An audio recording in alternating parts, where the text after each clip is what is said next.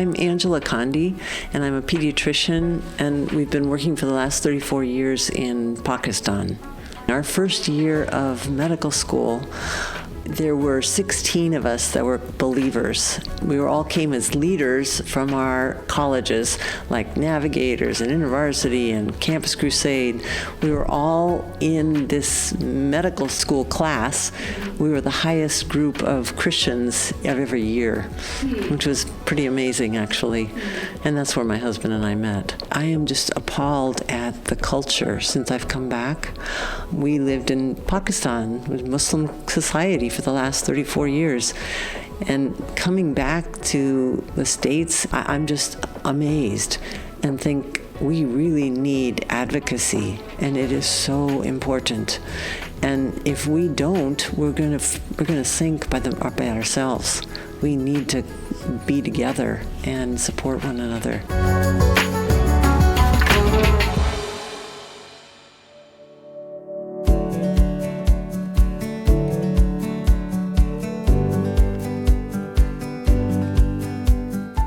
Hi, this is Dr. Mike Chupp, and you are listening to CMDA Matters, the weekly podcast of the Christian Medical and Dental Associations.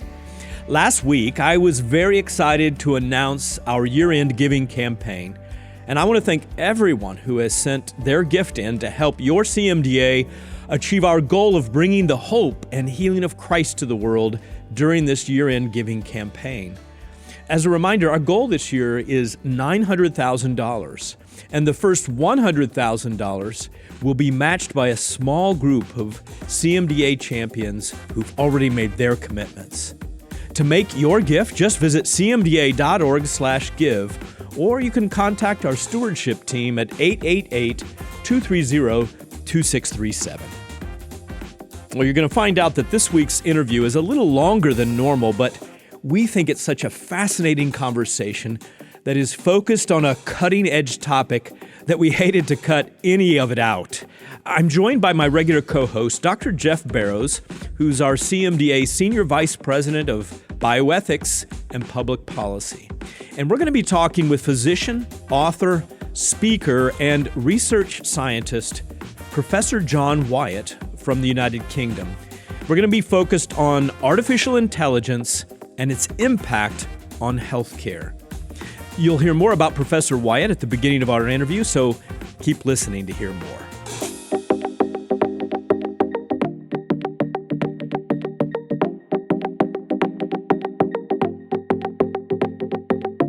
Well, today on CMDA Matters, we have a distinct privilege. Dr. Barrows, who's my co-host today, and I, to invite to the program the opening speaker of this year's ICMDA World Congress. And we got to hear Professor John Wyatt giving a talk on what does it mean to be human in the age of AI. And AI is a topic that I think all of us are quite interested in.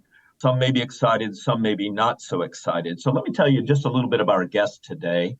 Professor John Wyatt is an emeritus professor of neonatal pediatrics, ethics, and perinatology. He's at the University College London. He's also a Faraday Associate at the Faraday Institute for Science and Religion, which is at Cambridge. He's got a very keen interest, and it's one of the reasons we're here today, in the interface between medical ethics, technology, and Christianity. And that interest led to a profound research project on the social, ethical, and theological implications of the advances in artificial intelligence and robotics based at the Faraday Institute. He has written many books, including Dying Well, The Right to Die, and then also Matters of Life and Death, Human Dilemmas in Light of the Christian Faith. And it's with that book title that he told us a little bit earlier that he fell into doing a podcast with his son, Tim Wyatt, who's a journalist, and that podcast, available just like CMDA Matters, is Matters of Life and Death.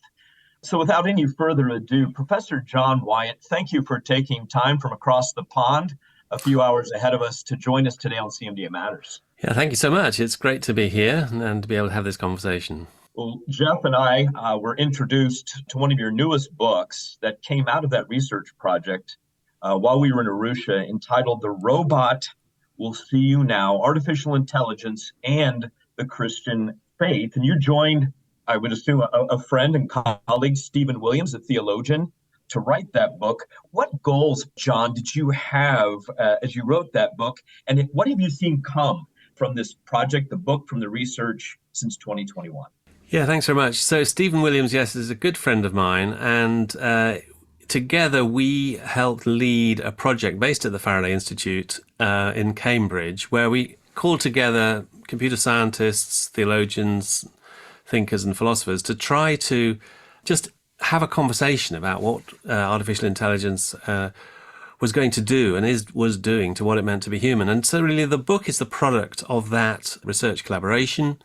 And I wanted to make it so it wasn't just a kind of academic multi-author tome that would sit on a library shelf and gather dust, but that make it at a more popular level so it would be more accessible to the general readers. And so it's a preliminary contribution. I mean, one of the challenges of this area is the speed with which things are changing. And so this book was conceived, the research project came to an end just before the pandemic started, 2020, published in 21. It's already massively out of date. And that's part of the challenge, isn't it? But the fundamental issues are unchanged and very, very troubling. I think some of the biggest issues humanity is facing as we look into the future. Well, John, I still have a vivid memory of one of your workshops on AI in Tanzania, and sitting at the end of that workshop thinking, I have underestimated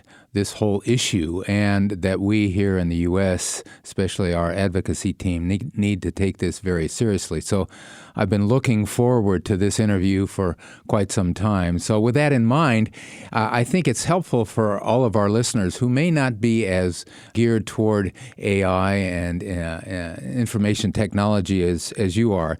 I know that the introduction of the book, which was written by Peter Robinson, examines distinctions between various things, including IT, artificial intelligence, and robots. So for those of us who are not as thought out on these issues and maybe not as fully informed, could you help us understand what the difference is between these various things within your book?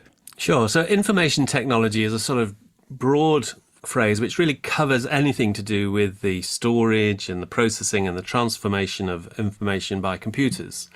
So IT has been around with us for decades. Artificial intelligence is actually one of those very poorly defined phrases. Many computer scientists don't like it.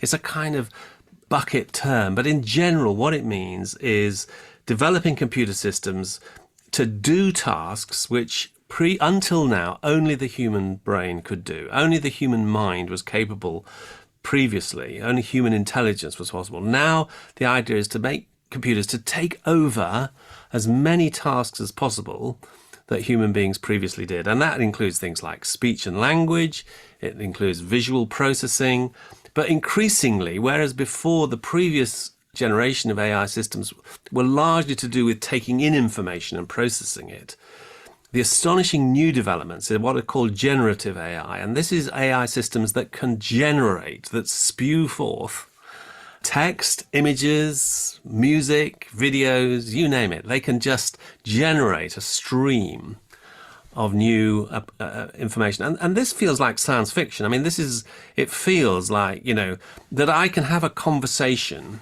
with a computer system and instantaneously it responds in an apparently intelligent, thoughtful, and incredibly well-informed way. This is like science fiction, and yet this is becoming part of our commonplace experience. Well, speaking of science fiction, I think you introduced both Dr. Barrows and I to a term. I'm probably going to butcher its pronunciation, but simulacra, but three different levels of that particular term. And your book is really quite broad with so many editors. And you edit it. There's a little bit of redundancy, but as you mentioned in the book, that's actually helpful to repeat and help us understand some concepts. But a number of prominent folks, Elon Musk, Stephen Hawking, have called for a halt into progress within AI. because of concerns of what's coming. And what's your perspective on those concerns coming from folks who seem to stand to gain a great deal from development of AI, including within healthcare, but also have their own concerns? Yes, and I think it's really important to understand that science fiction plays a huge role in all this. So it's a very unusual situation. Previously in the history of the world, what happened was the technology came first, and then all the authors and writers and creators came along, So you have the Industrial Revolution, and then along comes Dickens, and he writes novels about the Industrial Revolution and the impact it's having on families and all that kind of stuff. What is completely unique is that for 100 years, science fiction writers have been imagining a science future in which the machines take control, in which the machines become as intelligent as we are. And they've been just pouring out novels, and it starts with Frankenstein, H.G. Wells, and then on into Asimov and Arthur C. Clarke, and all the way through to the modern era. And the fascinating thing is, first of all, that in nearly all these science fiction stories, they end badly. Once the machines start to become as intelligent as human beings, you can pretty well guarantee the ending of this story, and it's not going to be good. So there is this sort of deep dystopia in science fiction. And then the second thing is that the guys in Silicon Valley and the technologists who are making this thing come through, they've all been reared in this science fiction since their mother's knee. And many of them, including Elon Musk, are trying to make it come true.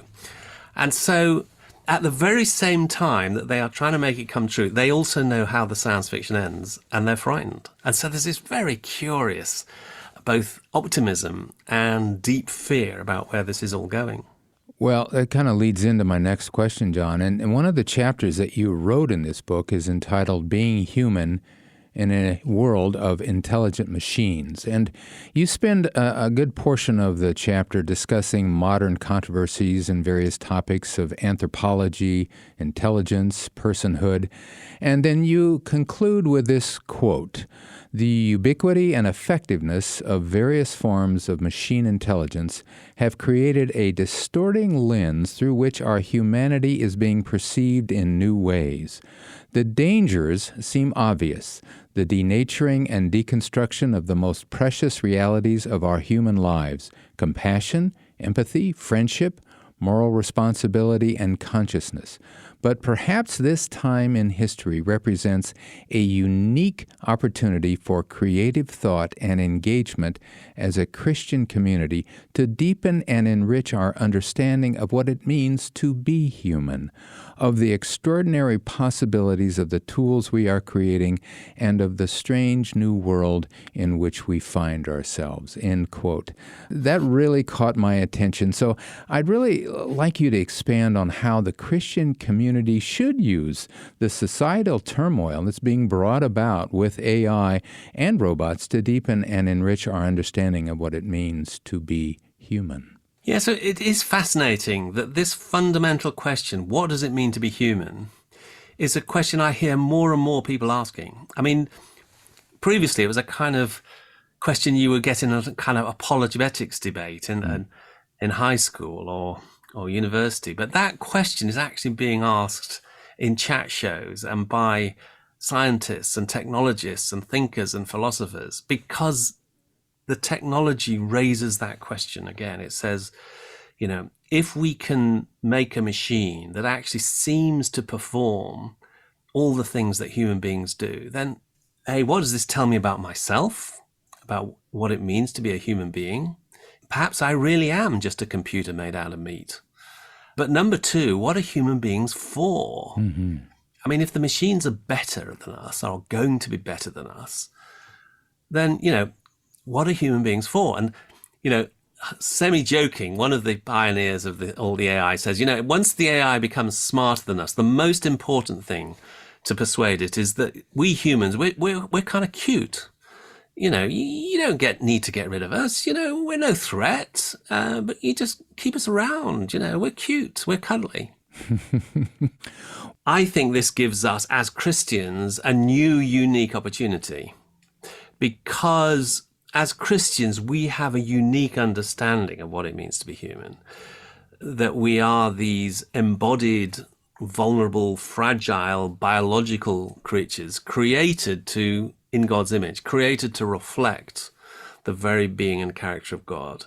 And there are many, many people in our secular society who are watching this onrush of AI and who feel deeply, intuitively, this can't be right. This cannot be the future. This is not the kind of world I want my child to grow up in. But they can't give you a reasoned and logical and philosophically robust answer for why it's not right. And I think that we as Christians, actually we do.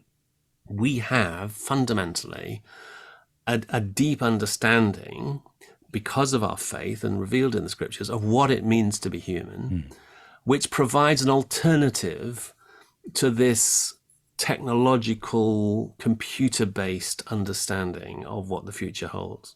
Well, you also wrote a chapter entitled The Impact of AI and Robotics in Health and Social Care. And a much shorter quote, you state, "It seems likely that AI technology will become ubiquitous within healthcare across the world, although its pervasive role will be largely hidden from view." What are some examples that stick out to you today, and what are the potential negatives for us in the healthcare profession? You know, predicting the future is always a mug's game. You know, I'm sure you remember, when I was brought up, we were told that science was going to be so amazing that, you know, we were going to have hover cars, we were all going to have colonies on the moon, and the biggest problem for modern people in the 21st century would be how to spend all the free time they had. You know, because the machines would do everything, and it would be a real problem. Everybody would be sitting around wondering how to fill the endless hours, you know. Well, they got that a bit wrong, didn't they? And so, you know, when I think of those kind of predictions, and then I predict how is healthcare going to develop in the next 20 years, I find it, you know, I'm very cautious about it. But I suspect there are a number of areas where it is going to make a big difference. I think the whole issue of diagnostics and the interpretation of records, you know, ranging from interpretation of scans, but also analysis of all the blood work, of that kind of thing is going to be transformed. It's also going to be related, but, you know, we're all of us going to have instantaneously available a sort of review of the world literature, which is up to date and instantaneously there, you know, on your smartphone or your laptop, in the middle of a consultation, ping, you want to know the latest and most authoritative perception on anything you like in the world literature is there, instantaneously available. I think it's going to have a whole positive impact on the kind of hidden logistics, you know, like the plumbing of healthcare, just making sure that information gets from A to B and is available in a suitable, you know, that kind of thing, I think is going to get much better. But where I am most interested and also most troubled is in the kind of human interface. So there are already technologists and doctors saying that these kind of ChatGPT is just the very first version. You know, already they are massively improving. Give it another few months and a year or two, and they're going to be so much better. And what is being suggested is that these will increasingly be the interface between the physician and the patient. So that instead of the two-way process, I meet with a patient and we have this face-to-face conversation. Basically, it's been going on like that since Hippocrates. You know, we sit down with the patient, we take a history, we do a clinical examination, we take some tests, we report back our findings. That's been going on since Hippocrates. What's going to be new is that this is going to be a three-way process. There's going to be a third person in the room, quotes, and it's the AI. And interestingly, the AI is interacting simultaneously with the physician and with the patient. So the patient is talking to the AI is talking back to the patient, the physician is talking to the AI, the physician is talking back to the AI is talking back to the physician. There is this three-way exchange of information. It's all going on with human language. And yet this third person sitting in the room has access, is the mostly experienced, profound expert in any field you like. And they're there sitting in the room with you. Now, how does that change the nature of medicine? How does that change the nature of healthcare? It makes me think about medical education. I mean, like, for instance, do you, in order to be involved in that three-way process, do you really need to have done all that anatomy and physiology and dissecting the human body and learning the Krebs cycle and pharmacology and you name it, all that basic medical science, all that, does it really take 6, 9, 12 years to train a health professional to sit in that room with this AI and provide expert quality healthcare? I'm not sure it does. And interestingly, this is one of the things that this kind of automation technology does, is it takes a traditional professional role, like, this is what a lawyer does, this is what a banker does, this is what an accountant does, this is what a doctor does, a physician does. And what it does is it decomposes that role. It says, well, let's look at what those individual tasks are. And then it divides them off and it says, well, actually, this box can do that and this box can do that. And where we need the human being is here. And I think that's what's going to happen to the physician. And I can see both great positives and negatives. I think a lot of the clinical mistakes, in another, I act for a medical malpractice on the council of the biggest medical malpractice medical insurers in the UK. And I see a constant litany of basic clinical mistakes, of physicians making the kind of mistakes which you would have thought you would have learned at medical school. And I think this kind of technology is going to massively reduce the kind of medical mistakes. But at the same time, it kind of dehumanizes the process of meeting with your physician. John, that makes me think of the transition that everyone has gone through, at least in the West, in electronic medical records, and how we were told this was going to make things go so much faster. And then images of all of our listeners are going to come right to mind of those late evenings at home, not at the dinner table, working on electronic medical records. And I just this week, 2 or 3 conversations with members who are in that situation. And so you hear these super positive, energetic people like Dr. Topol that you mentioned, Eric Topol that you mentioned in his 2019 work, like, wow, how AI can make healthcare human again, and vastly improved efficiency driven by AI will give human physicians and carers more time to be empathetic and have more human-to-human interaction. I'm sorry, but I'm just a little bit skeptical about I'm with you. I'm with you. I mean, absolutely. And I think isn't it interesting that so often it seems in the real world that whatever you do designed to do A will actually achieve exactly the opposite effect. Yes. And I do fear for this new world. In particular, to me, if I try to distill what is the essence of the physician's role, particularly with people facing terminal illness or catastrophic health problems, the role of the physician is to be a wise friend. It's to be someone who comes alongside, who says, I am a human being like you too. I know what it means to suffer. I know what it means to be terrified of death. I know what it means to be in pain and frightened. And I'm here to walk alongside you and to promise you that we won't abandon you. No machine can ever say that and mean it. I mean, of course, it will say it. Yeah. You call it human solidarity, which I heard you say it, Narusha. I've read it again in your book, which is a fantastic concept. And also the other thing that you, in that beautiful British accent that you shared with us, I watched your plenary talk again this morning on YouTube, and right after showing us that animated shot from Wall-E, in which you talk about human flourishing and the idea of a caterpillar in that cocoon needing to break out in resistance. And you say resistance and friction and struggle, perseverance, frustration, and yes, even pain, or how Imago Dei, that we were designed to have to go through those things to flourish. Just some comments about human flourishing in AI. Yeah, so the interesting thing is that the question which is very rarely asked, even by the Silicon Valley pioneers, is what kind of world do you want to create for our children? What is the end game of all this technology? And very often it is what the future that was spoofed in the Walt Disney film WALL-E, which, for those of you who haven't seen it, it ends. It's a world in which the planet has been devastated. It's only they're only robots sort of cleaning up. And the human beings have removed to sort of spaceships that are circulating up in space. And basically, they're these vast, obese people sitting on their backsides and staring at screens and playing video games.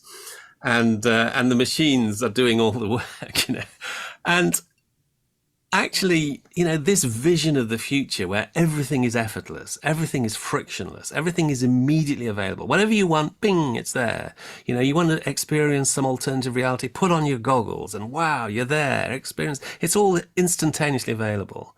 And then you say, is that a future in which human beings made in God's image with bodies can flourish? And what we learn from the scriptures and what we learn from ourselves, from our own experience, is that actually we need friction, we need resistance, we need struggle, we need perseverance.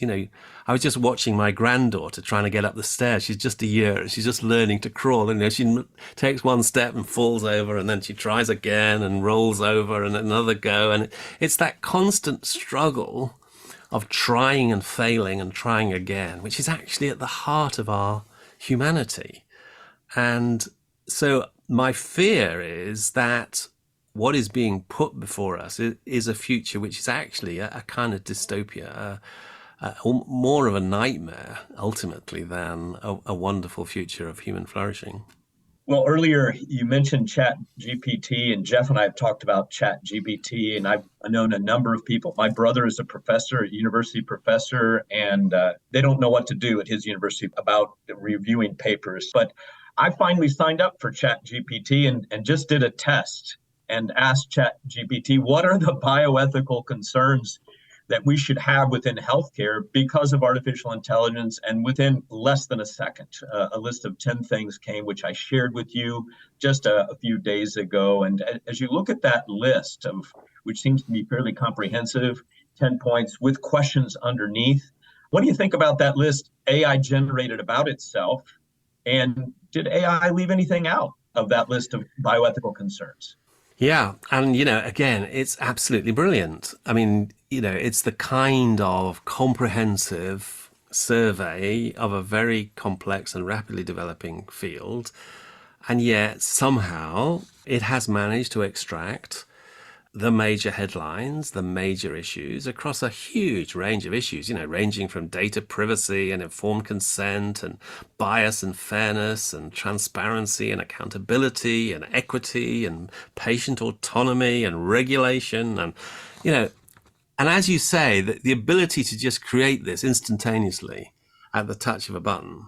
And what's more, you could then take each of these, push it back, and you would then get a detailed paper on each one of these. So it is extraordinary, the technology. But I'm afraid all these ethical issues are very real and very problematic.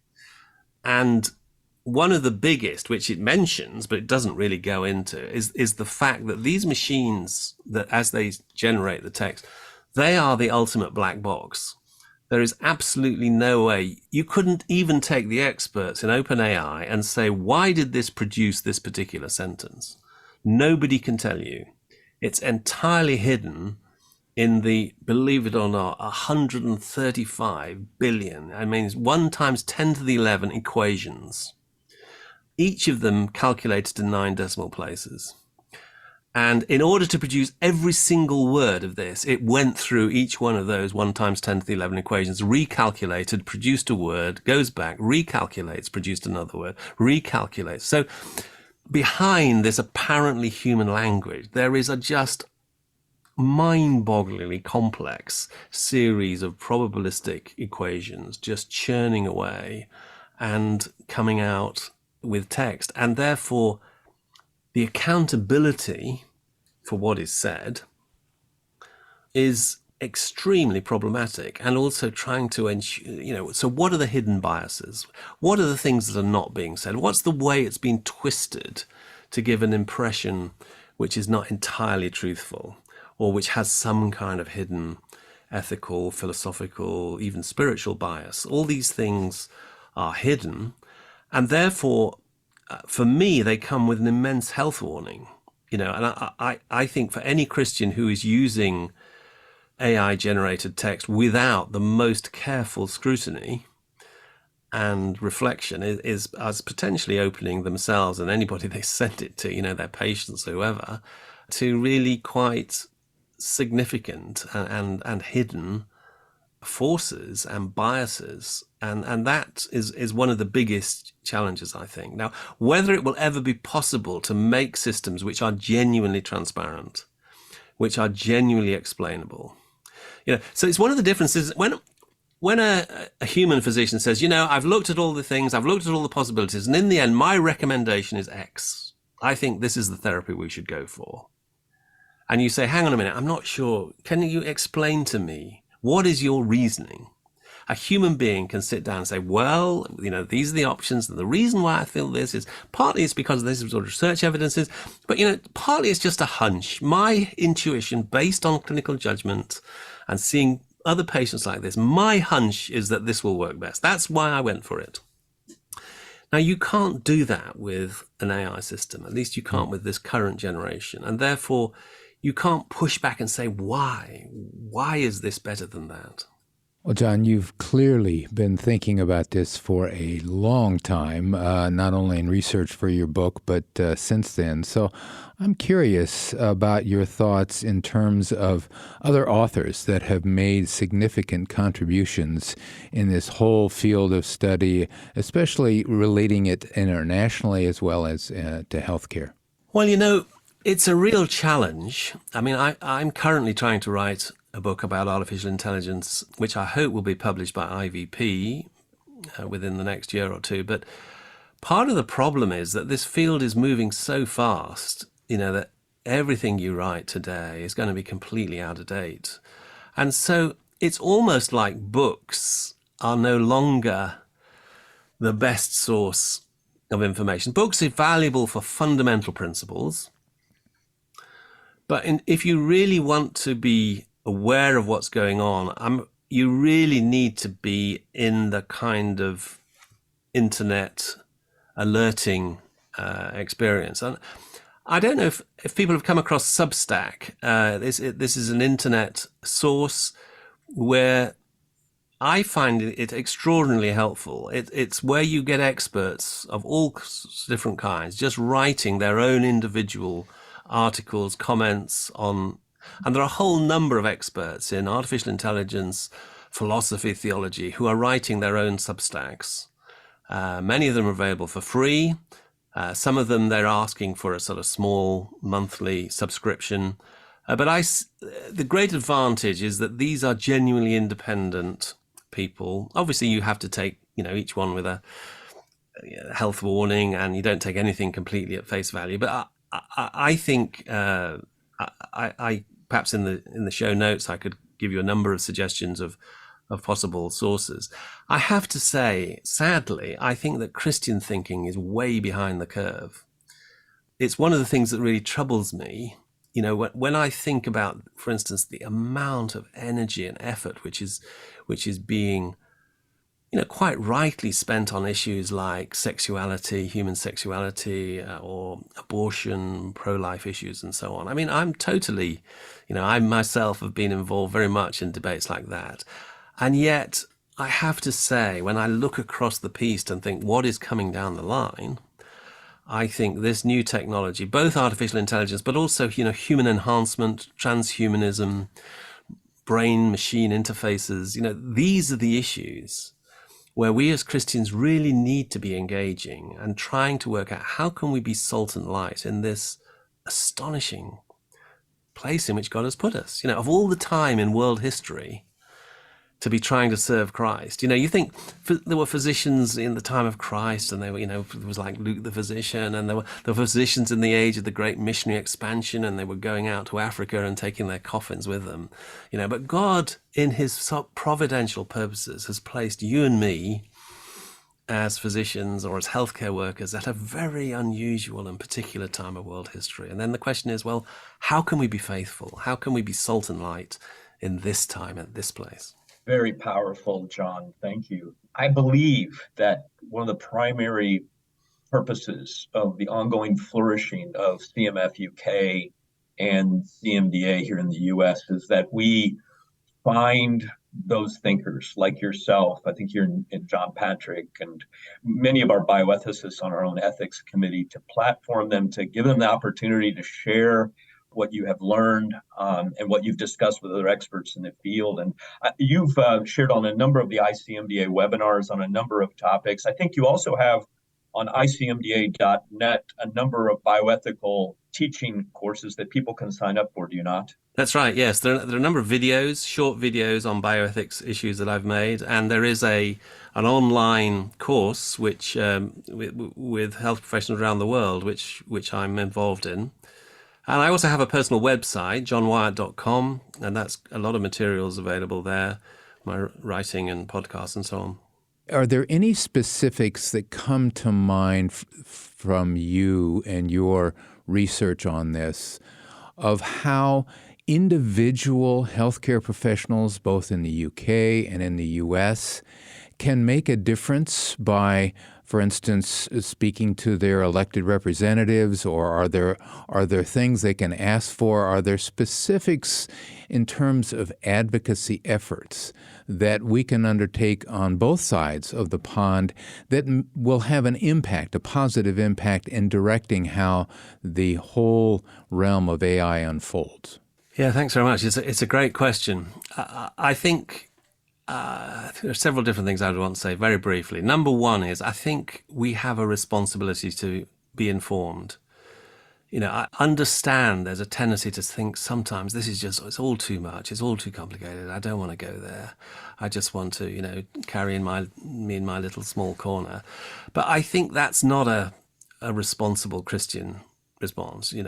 I think of the phrase Jesus said, much is required from those to whom much is given. Well, if we're healthcare professionals, God has given us a great deal and much is required. And one of the things, therefore, I think is we owe it to our Christian brothers and sisters to try to inform ourselves as much as possible, to read and to listen, to keep up to date, and to use all the tools that are out there to do so.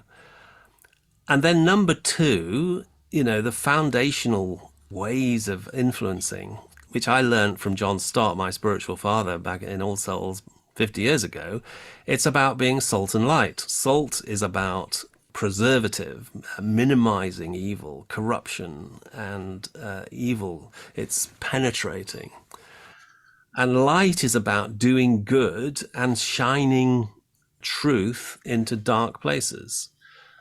And if all of us, in our different way, as Christian believers, are acting as salt and light in the world of healthcare and in the world of AI, then I do believe, by God's grace, that we can really have an influence. And to change the metaphor, it seems to me that a lot of this technology has this fundamental twist towards the dark side, because it's ultimately about power, about human power, using machines for human power. And because human beings are fallen, this technology contains within itself this seeds of the fall, this seeds of evil.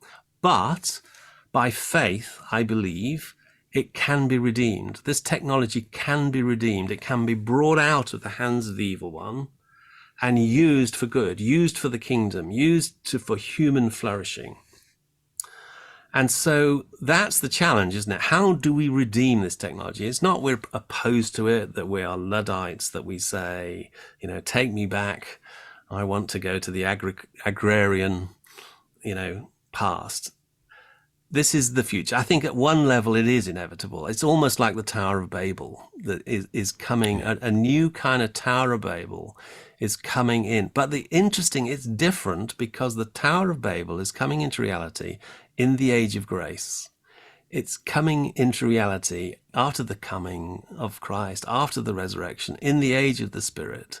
And it's all part of God's purposes, I believe. It's all part of the ultimate, his purposes. And the question is, how can we, who've been called to be servants at this extraordinary time, how can we learn to redeem this technology and use it for God's purposes? Well, Professor Wyatt, I want to extend to you an invitation down the road that you will please come across the pond and join us for a national convention and whether or not you open up our national convention or share in another plenary session. I hope we'll be able to get you in the next 2 to 3 years to come. And of course, there'll be a lot more information. If you talk on this topic, as you've said, it's going to change rapidly. We do have at our national convention this year a breakout, a couple, 3 sessions on AI, on its impact on healthcare. So for our listeners, be sure to sign up for May 2nd to the 5th, our national convention this year. So Professor John, thank you for joining us today, and grateful for how God has gifted you and how you've invested. And I think you're an inspiration to future generations, not just there in the UK of future physicians and dentists and other healthcare professionals, but I think your influence is certainly global because of the impact of ICMDA and your friendship with Peter Saunders and others within ICMDA. And John, I just want to say real quick, it was an unexpected treat to be able to spend some time at the airport, leaving Arusha with you. We were waiting for a little over an hour, and I got to know you a little bit better, and that was just a treat, and as well as spending this time with you. Thank you so much for being with us. Well, thank you for your friendship, and God bless you, brothers, in your work.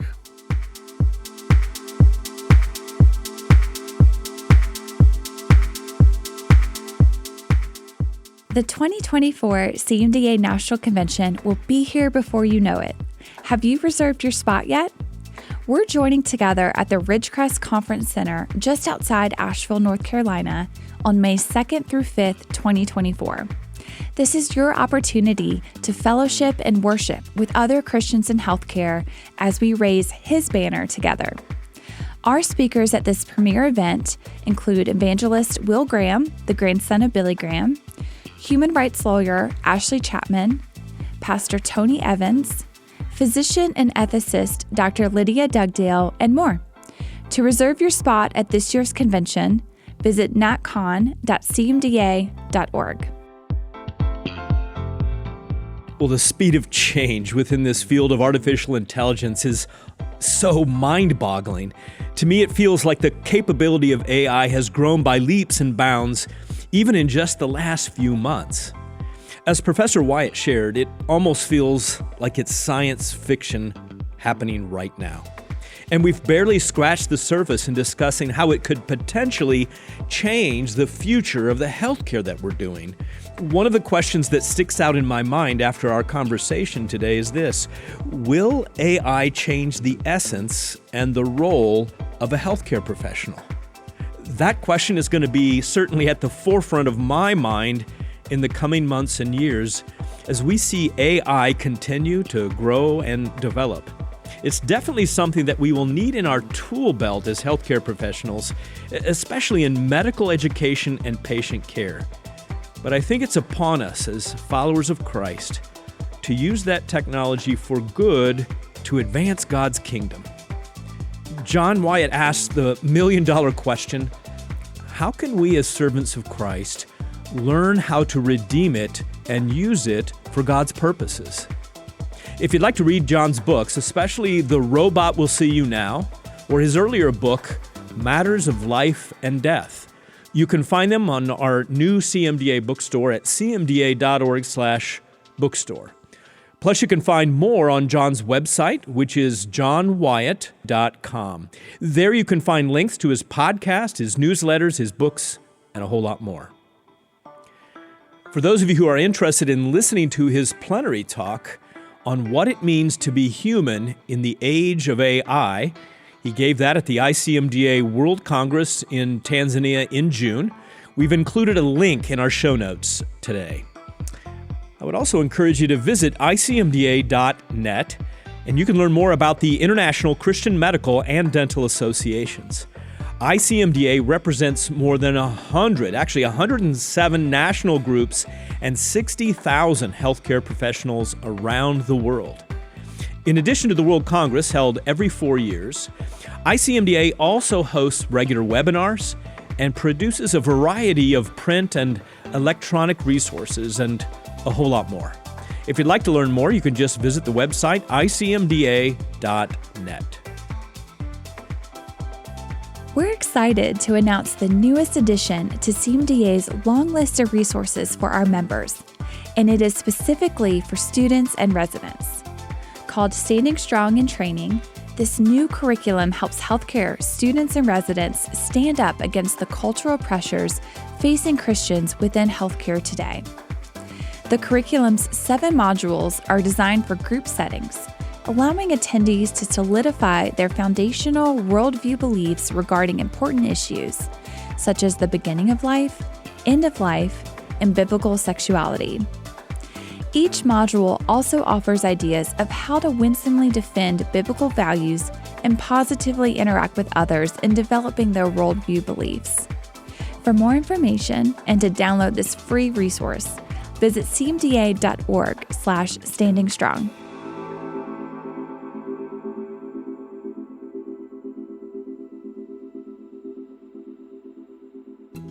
Well, next Thursday, Dr. Barrows is going to be back with me for a conversation with Dr. Sandy Christensen. She's an OBGYN physician who is the National Medical Director for CareNet, one of the largest networks of pregnancy centers in North America. She recently wrote an article for us in our CMDA Today magazine, so we invited Sandy to join us and share more about the impact that pregnancy centers are making in today's post-Roe America. As always, if you'd like to suggest a future guest for our podcast, you can email us using cmdamatters@cmda.org. And if you like our podcast, we love those 5-star ratings. And please also share us on your favorite social media platform. As Christians, we have a fundamental and deep understanding of what it means to be human, made in the Imago Dei, God's image. And that image provides a remarkable alternative to this artificial intelligence paradigm of what it means to be human. As humans, we were created for a purpose. And I'm sure that, like me, you find tremendous encouragement in Paul's declaration of what it means to be an intelligent creation of the Creator God that he explains in Ephesians chapter 2, verse 10. For we are God's masterpiece. We're not just an intelligence, but we're made in his image. He has created us anew in Christ Jesus so we can do the good things that he planned for us long ago. Friends, let's ardently follow that purpose given to us by Christ Jesus. No matter what dizzying array of technology that you encounter today, let's continue to serve with a clear vision of bringing the hope and healing of Jesus Christ to our world. That's what matters to CMDA, friends, and CMDA matters. We'll see you next week, God willing. This podcast has been a production of the Christian Medical and Dental Associations. The opinions expressed by guests on this podcast are not necessarily endorsed by the Christian Medical and Dental Associations.